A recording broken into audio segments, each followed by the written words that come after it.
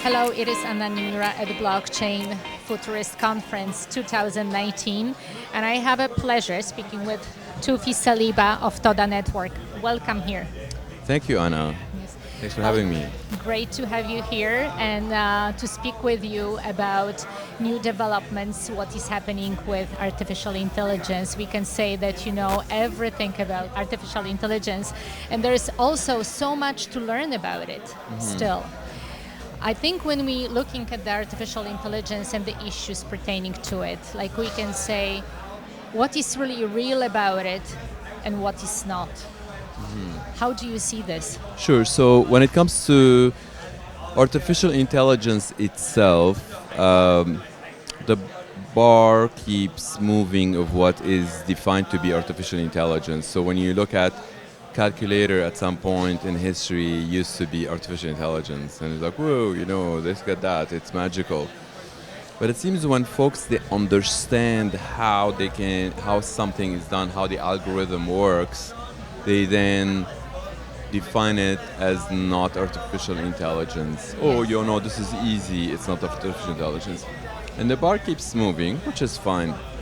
However, the one thing that is interesting that is happening in the world today is decentralized artificial intelligence. Decentralized intelligence. And okay. that is extremely interesting because if you were to combine the word blockchain and put artificial intelligence next to it and then put decentralized and do a search all over every single presentation, every single startup or whatnot, you are likely to find 99% of them to be scams.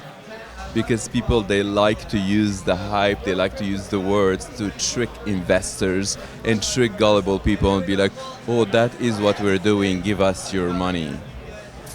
So it creates a lot of noise and it makes it extremely hard for the real thing to come out and surface around all of this rubbish. And it makes it even harder for non-technical investors and people to really find which one is which.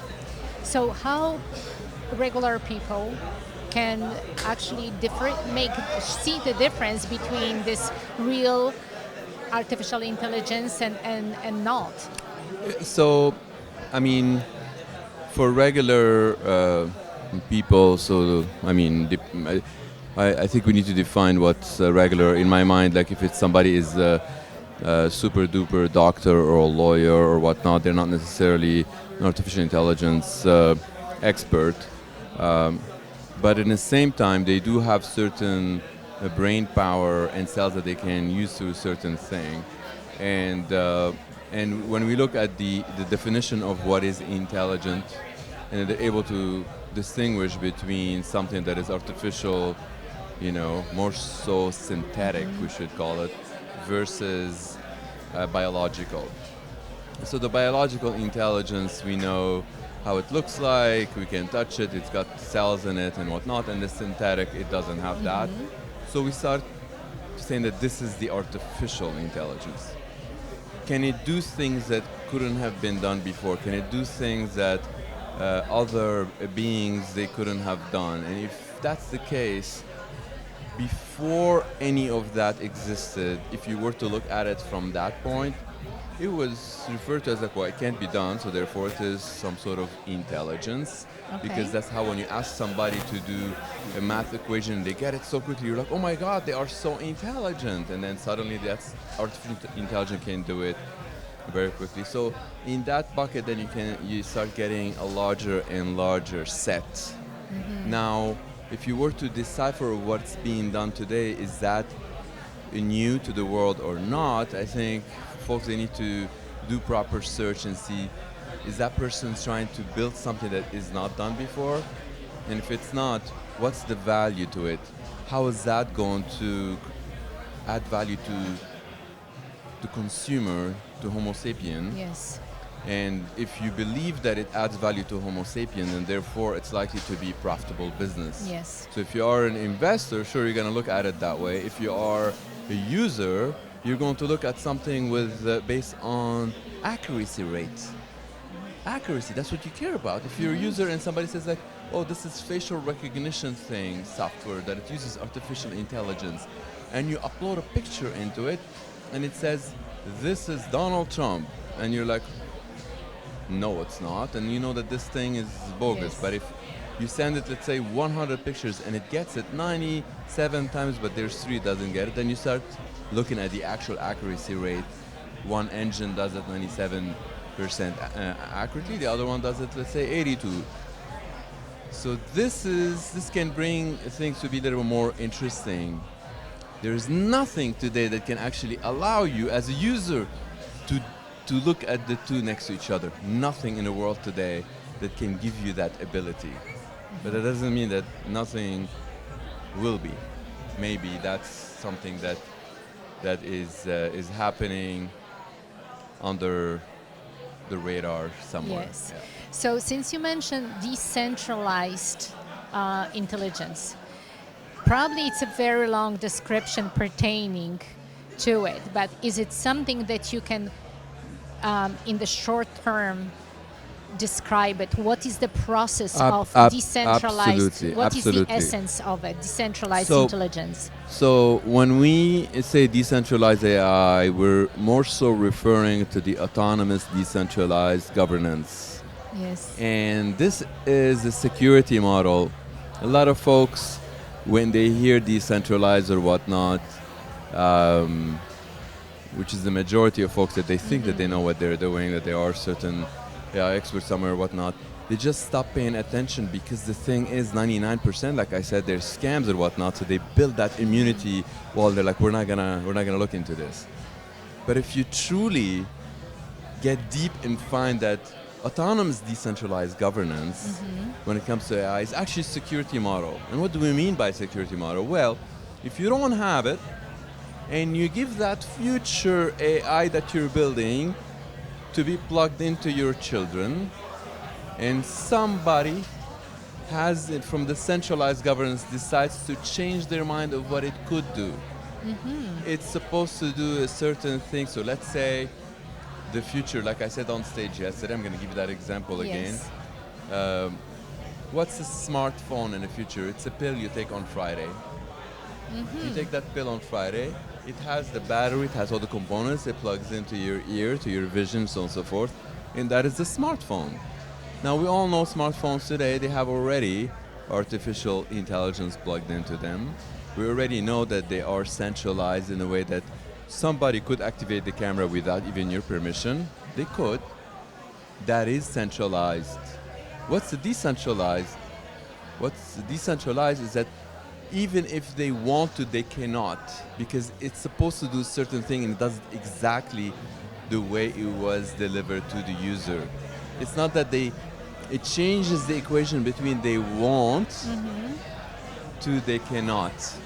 And that is security by design. That is autonomous decentralized governance that we are describing here. Yes. And that is what the future user on this planet would want. And centralized companies don't realize Yes. that today. So since you mentioned that the future mobile will look that will have a pill which will swallow and that will reflect certain things, it reminds me a little bit, there was this computer game called Sims, that it was just people could be in a way directed. If they feeling sad, if they feeling depressed, you're pressing the button and all of a sudden you're feeling better. Right, so it reminds me something like this, and also a lot of things have been like this reflected in the Hollywood movies, where they saying, okay, if you're not feeling right, you can be directed through this artificial intelligence, that you have a chip inside you, and you can actually be a master of your mood and everything what you are doing. Is it really how the future will look for us? Like how this Hollywood fiction translates into our future reality? I mean, This is reality. It's happening as we speak. There are a lot of companies working on this stuff as we speak. There are a lot of innovations and so on and so forth. This isn't fiction. When we talk about decentralized AI, we're talking about security models to prevent someone else from pressing those buttons. Ah, that's very interesting. Right. So right. it's something against that game sims. When someone else controls your mood, it's Correct. about you controlling. Correct. Now, why would somebody want to control your mood? And there's a lot of use cases that if I were to give you some examples now, you would think, oh yeah, if I were to be in that control seat, I would do that. People think that if they are in control, they would do it. But when you start thinking in advance, if we allow them to do certain thing like that, what else can they do? Would That's you the put your children and question, next yes. generation into this kind of stuff? So, quick example I would give you. If you were to be in control of that machine that is already inside people's brains, and the governor of where you are, the senator would give you a call, be like, the suicide rate jumped up from 1.8% to 2.2%. Can't you do anything about it? And then you'd be like, well, let me ask some group of PhDs if they can come up with something. And then they come up with a certain tweak on a certain thing that restricts people from killing themselves. Is that possible? And the answer is yes. Will they do it? And the answer is yes. And why would they do it? Well, we're saving people's lives. Now imagine that capability, what else they can do. Imagine that liberty that people have today, that they take it for granted, that you can actually take your own life. You have that liberty. I've lost a lot of people that they've taken their own lives, and it feels super, super sad. But imagine none of the humanity, they have that capability. What kind of life they would live just by by knowing that you cannot do that. So tell By me, knowing that if things get super bad, you cannot do that. Things can get extremely difficult on people if they know that they don't have the liberty to do that anymore. But this is something that it can be possible, and people that are in control were like, of course we're going to do it, because people killing themselves is not good. It's not good. That's how people see it. It's subjective view, but that's how people see it, and how they would want to use certain technological elements combined with AI that Yes. can predict that somebody's going to kill themselves and prevent them from doing it, forbid them from doing it, and take that liberty away. That is possible. So is it really a big responsibility on the creators of artificial intelligence? They don't realize how responsible they are. They are just given a task by their management, and they're supposed to get to certain delivery time or whatnot, without realizing that if they don't pay attention to the security, this is like you're building a nuclear weapon without securing the location of where you can launch it. But they don't see it that way. They'll be like, oh, these guys, they talk about security, whatever. We haven't had any issues. We will not have any issues. But if they start thinking of scenarios Yes. of who can be in control, and that in control can change their mind, can change their mind in the future, will they give that to their children? And the answer is no. But guess what's happening? Their children are coming to us. Their wives are coming to us. Their mothers are coming to us. But they're still stubborn, thinking like, oh no, they know what they're doing. But one day, they will come to us as well. Some of them, they started coming to us, and they're realizing that decentralized AI is real. Decentralized AI is a security model. Decentralized AI is here to stay, and that's what can build the future of humanity. That's what can build technology that can be sustainable, and it's there for people, and not can be used against people. Toufi, I really look forward to the future, and I hope whatever the future is going to bring us is going to be positive. I hope so too, and I think with all the work and the movements that folks are going towards, it will be positive. And I know that one of the things that I'd like to leave you with is something that was not repeated anywhere and will not repeat it for the next at least 30 or 45 days. it's something is what's behind the scenes. And if you'd like to hear that, I'm more than happy to provide. If is that Absolutely. okay? Cool. So a lot of people they talk about those things, but they're not doing what needs to be done. But some are, and I've noticed that, for example, one of the things that we created about a year and 3 months ago is something called the DAIA Foundation, Decentralized AI Alliance. And with that, we've noticed that 53 projects came into that, 53 in a year, so it's almost one per week, the average. So we have about 53 companies there. So that's something that is like actually that movement is progressing quite nicely.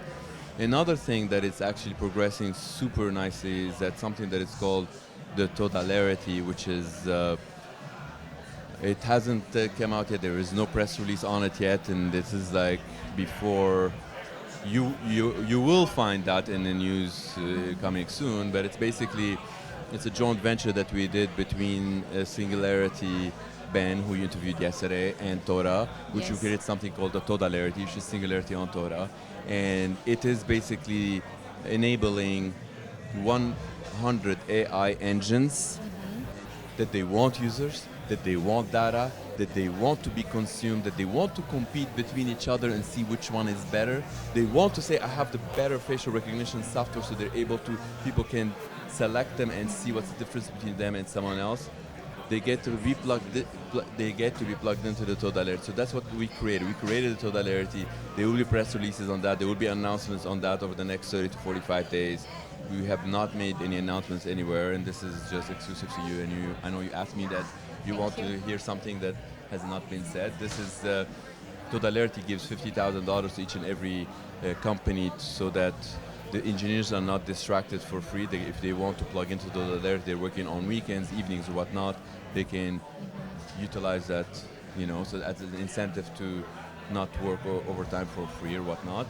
And then the company, of course, can benefit tremendously because they can utilize that engine because it's also pays $50,000 for the people from the inside to connect with the people from the outside. So it comes in without having people to consume additional resources, but yet expose those engines, put them next to each other, get them to compete, get them to get their AI to be utilized by thousands and millions of people and billions of people and so on and so forth. So that's unprecedented. That doesn't exist, and we're doing that using the best of cryptography, using autonomous decentralized governance and so on and so forth. So yeah, that's fresh out of the oven.